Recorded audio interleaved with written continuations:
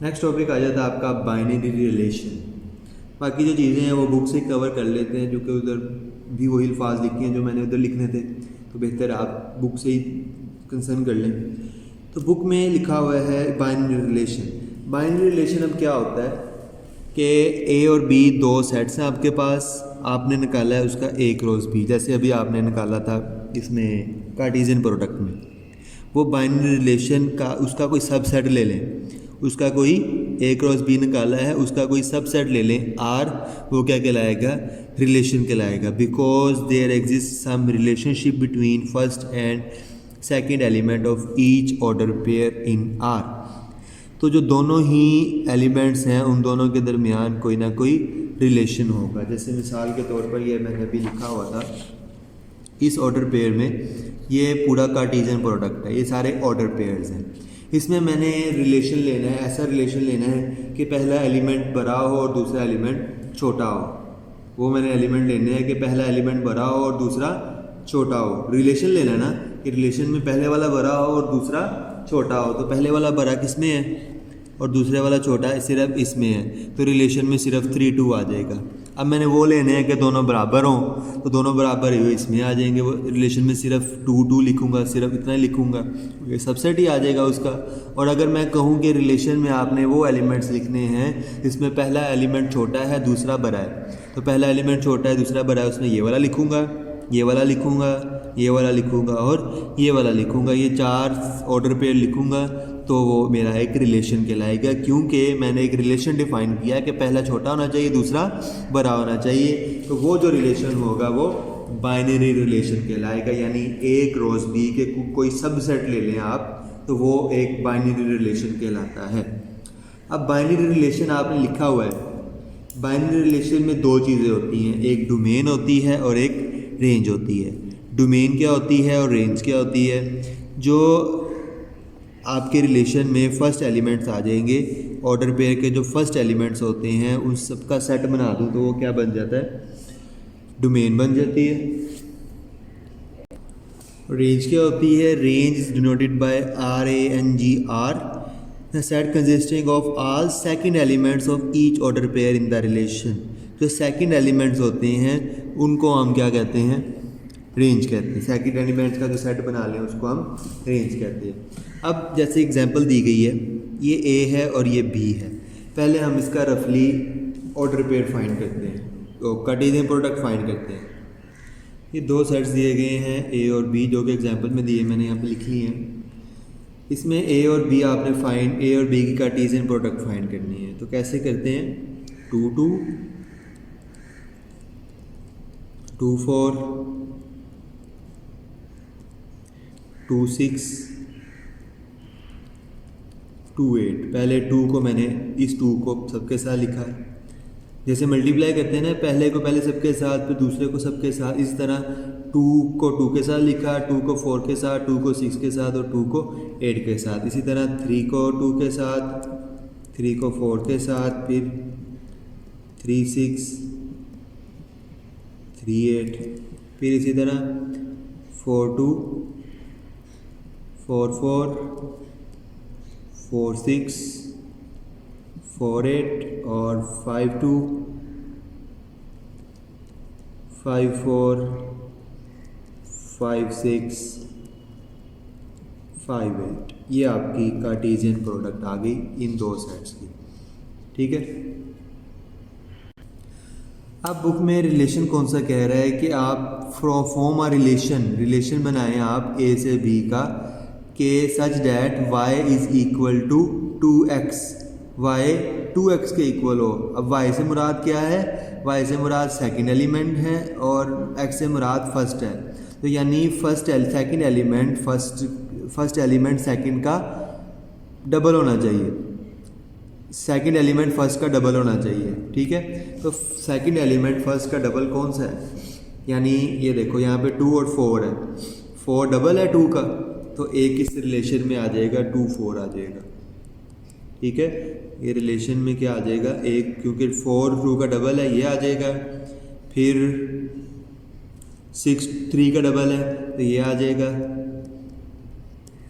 और 4 8 8 4 का डबल है तो ये वाली टर्म आ जाएगी। ये ऐसे क्यों ली है? क्योंकि उसने कहा y is equal to 2x होना चाहिए। x सिंगल हो तो y डबल होना चाहिए कि y को x को 2 से मल्टीप्लाई करें तो y बनना चाहिए। देखो x को 2 को 2 से मल्टीप्लाई करो 4 आता है, 3 को 2 से मल्टीप्लाई करो 6 आता है, 4 को 2 से मल्टीप्लाई करो तो 8 आता है। तो इस तरह हम बाइनरी रिलेशन बनाते हैं कि इसने कहा था कि ये वाला आपने रिलेशन लिखना है, तो मैंने इस पूरे A क्रॉस B में से ये 3 एलिमेंट्स निकाल लिए, यानी ये एक सेट था, इसका मैंने कोई सबसेट ले लिया है तो वो एक रिलेशन कहलाएगा। अब इसकी जो डोमेन होगी, डोमेन ऑफ R क्या होगी? जो पहले एलिमेंट्स हैं 2 3 4 2 3 4, ये आपकी डोमेन आ जाएगी पहले एलिमेंट्स 2 3 4। और रेंज में क्या लिखते हैं? रेंज में हम दूसरे एलिमेंट्स लिखते हैं 4 6 और 8। ये आपके रिलेशन की भी बता दिया मैंने, डोमेन क्या होती है, रेंज क्या होती है रिलेशन में, वो भी मैंने आपको डिस्क्राइब कर दिया। आगे आ जाता है फंक्शन। फंक्शन क्या होता है? फंक्शन एक ख़ास तरह का रिलेशन होता है जिसकी 2 खसूसियात होती हैं। पहली खसूसियत है कि, बल्कि ये वाली डेफिनेशन कर लो, suppose A and B are 2 non empty sets, then relation f A to B। ये देखो रिलेशन कह रहा है, relation A to B is called a function if. अब रिलेशन पे शर्त लग रही है, कौन सी शर्त लग रही है? कि डोमेन ऑफ f A के इक्वल होना चाहिए, यानी डोमेन आपकी जो इस टाइम डोमेन आई है वो क्या आई है 2 3 4, जबकि आपका सेट क्या था 2 3 4 5। यहाँ पे डोमेन क्या आई है 2 3 4, A नहीं है, is not equal to A, तो ये फंक्शन नहीं है, नॉट अ फंक्शन। तो अगर डोमेन पूरी की पूरी क्या आ जाए, फंक्शन A के, डोमेन ऑफ फंक्शन A के इक्वल आ जाए, ये कंडीशन है। और दूसरी कंडीशन क्या है कि एक element we can associate some unique image element y is equal to f of x belongs to b। इसका मतलब क्या है? इसका मतलब मैं आपको एग्जांपल समझाता हूँ जो कि नेक्स्ट पेज पे सॉल्व की हुई है। यहाँ पे एग्जांपल दी गई है, एक सेट है 0 1 2 3 और b सेट है 1 2 3 4 5। डिफाइन अ फंक्शन, एक फंक्शन डिफाइन किया है y is equal to x plus 1। एक फंक्शन डिफाइन किया है, यहाँ पे रिलेशन लिया है कि y is equal to x plus 1। Y X plus 1 से क्या मुराद है कि x में 1 ऐड करें तो y बनता है। जैसे 0 में 1 ऐड करें तो 1, 1 में 2 ऐड करें तो 1 में 1 ऐड करें तो 2, 2 में 1 ऐड करें 3, 3 में 1 ऐड करें तो 4।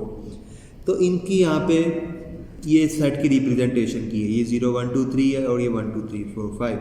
0 1 के साथ कोरिस्पोंड कर रहा है, 1 2 के साथ, 2 3 के साथ, 3 4 के साथ। ये देखो यहाँ पे एक एलिमेंट एक के साथ ही कोरिस्पोंड कर रहा है या एसोसिएट कर रहा है। 0 1 के साथ ही कर रहा है, 1 2 के साथ कर रहा है, 2 3 के साथ कर रहा है और 3 4 के साथ कर रहा है। 5 वो किसी के साथ नहीं कर रहा तो उसका कोई इशू नहीं है। फिलहाल एक एलिमेंट एक के साथ ही एसोसिएट कर रहा है। तो पहली कंडीशन क्या है कि आपकी डोमेन ऑफ एफ पूरी की पूरी ए आ रही है, पूरी की पूरी ए आ रही है, बिल्कुल ठीक है। 0 1 2 3 है और यहाँ पे भी 0 1 2 3 है, तो पहली कंडीशन सेटिस्फाई होगी। और दूसरी कंडीशन क्या सेटिस्फाई करनी है कि एक एलिमेंट के साथ के साथ ही एसोसिएट कर रहा है, तो ये फंक्शन होगा। अब यहाँ पे नीचे एग्जांपल दी गई है कि जो फंक्शन नहीं होगा।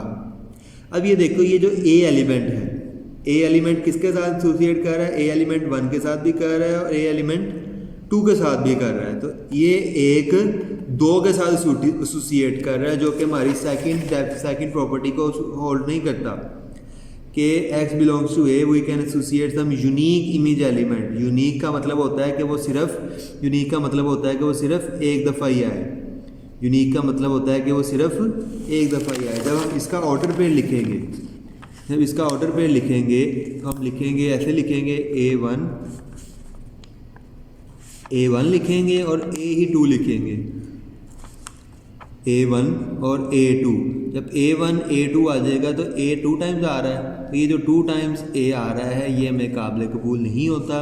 अब ये भी फंक्शन नहीं होगा, तो ये फंक्शन नहीं होगा। जैसे ये लिखा हुआ है C 4 को बिलोंग कर रहा है, D भी 4 को बिलोंग कर रहा है या एसोसिएट कर रहा है, तो ये चीज़ काबिल कबूल होती है कि एक एलिमेंट C जो है वो एक एलिमेंट के साथ कर रहा है और डी किसके साथ कर रहा है, वो भी एक एलिमेंट के साथ ही कर रहा है। तो ये चीज़ काबिल कबूल होती है, ये चीज़ काबिल कबूल नहीं होती कि यहाँ से एलिमेंट 2 को कर रहा हो, वो चीज़ काबिल कबूल नहीं होती। यहाँ से 2 एलिमेंट 1 को कर रहे हो तो वो चीज़ काबिल कबूल होती है कि हमारे वो डेफिनेशन पे पूरा उतरता है।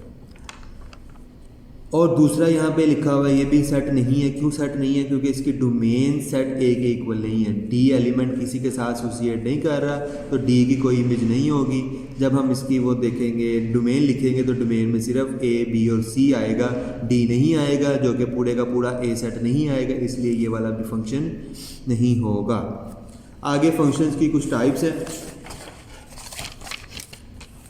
पहली टाइप है इनटू फंक्शन। इनटू फंक्शन कौन सा होता है? इनटू फंक्शन जस्ट आप डेफिनेशन वैसे ही याद करेंगे, जस्ट मैं बता देता हूँ कि रेंज में कोई एलिमेंट ऐसा होगा, रेंज में कोई ऐसा एलिमेंट ऐसा होगा जो किसी के साथ एसोसिएट नहीं करेगा। जैसे यहाँ पे देखो बी क्या था 1 2 3 4, जबकि इसकी जो डोमेन आई है फंक्शन की डोमेन क्या है 1 3 2 1 2 3 है, 4 नहीं है। डोमेन में 1 2 और 3 है, 4 नहीं है। जब डोमेन पूरी की पूरी बी के इक्वल नहीं आएगी तो आपका जो फंक्शन होगा वो इनटू फंक्शन होगा, यानी कोई एलिमेंट ऐसा होगा जो किसी के साथ एसोसिएट नहीं किया हुआ तो ऐसा फंक्शन इनटू फंक्शन होगा। आगे है 1 to 1 फंक्शन। 1 to 1 फंक्शन कौन सा होता है कि एक एलिमेंट सिर्फ एक के साथ ही एसोसिएट करे। एक एलिमेंट अगर सिर्फ एक के साथ ही एसोसिएट करेगा तो ऐसा सेट क्या कहलाएगा, ऐसा फंक्शन क्या कहलाएगा 1 to 1 फंक्शन। जैसे यहाँ पे एक एलिमेंट 2 एलिमेंट एक के साथ एसोसिएट कर रहे थे तो ये वाला 1 to 1 नहीं था, जबकि यहाँ पे एक एलिमेंट एक के साथ एसोसिएट कर रहे हैं तो ऐसा सेट ऐसा फंक्शन क्या कहलाएगा 1 to 1 फंक्शन कहलाएगा। आगे आता है ऑन टू फंक्शन, ठीक है, onto and subjective function. Onto function कौन सा होता है? ऑन टू फंक्शन होता है कि जिसमें रेंज ऑफ एफ पूरी की पूरी बी के इक्वल हो, रेंज ऑफ एफ पूरी की पूरी बी के इक्वल हो। जैसे यहाँ पे देखो तो यहाँ पे 1 2 3 2 ये आपकी रेंज में आते हैं, 1 2 3 रेंज में आता है और रेंज 1 2 3 रेंज लिखी है। और आपका बी सेट क्या था? बी सेट भी 1 2 3 था, तो 1 2 3 1 2 3 दोनों बराबर आ गए हैं, तो ये सेट कौन सा होगा? इनटू ऑन टू फंक्शन होगा। अब आगे है बाइजेक्टिव फंक्शन। बाइजेक्टिव फंक्शन कौन सा होता है? जो 1 1 भी हो और ऑन टू भी हो, 1 1 टू कॉरेस्पॉन्डेंस, यानी 1 1 भी हो और ऑन टू भी हो, ऐसा फंक्शन क्या कहलाता है? जैसे यहाँ लिखा हुआ है 1 1 एंड ऑन टू। 1 1 में क्या था? एक एलिमेंट एक के साथ ही कॉरेस्पॉन्ड कर रहा हो, और ऑन टू क्या था कि कोई एलिमेंट खाली नहीं बचना चाहिए, पूरी की पूरी रेंज होनी चाहिए। तो एक एलिमेंट एक के साथ कर रहा है और कोई भी एलिमेंट फालतू नहीं है, यानी ऐसा एलिमेंट नहीं है जो किसी के साथ एसोसिएट ना कर रहा हो, तो ऐसा फंक्शन क्या कहलाता है? बाइजेक्टिव फंक्शन कहलाता है। तो यही आज का इतना चैप्टर है आपका, सारा मैंने डिफाइन कर दिया, एक्सप्लेन कर दिया। जो मसला आपको आए चैप्टर में वो आप मुझसे डिस्कस कर सकते हैं, क्वेश्चंस करें बैठ के इसके, कोई भी बात पूछनी हो तो आप पूछ सकते हैं। ईजीएस्ट चैप्टर है आपकी पूरी बुक का, तो इसको अच्छी तरह प्रिपेयर कर लें। अपना ख्याल रखिएगा। अल्लाह हाफिज़।